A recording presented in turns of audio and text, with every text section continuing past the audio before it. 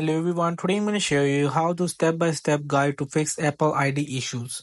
So there's a three issues. If you just have forgot your Apple ID password, so you will just go to the Apple ID website and you will just enter your Apple ID email and follow on the screen instructions to reset your password.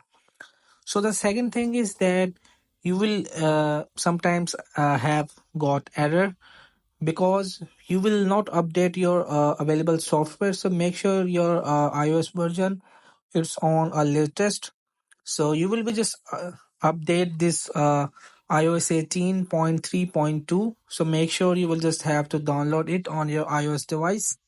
And the third thing is that if your Apple ID is locked or disabled, so again you will just have to visit to the Apple ID website and simply just reset your password, and it will be just unlock your account.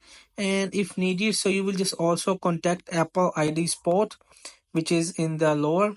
So that's it. In this way you'll just have to fix your Apple ID issues. So hope this video helped you. Please don't forget to like and subscribe and get notified for more videos.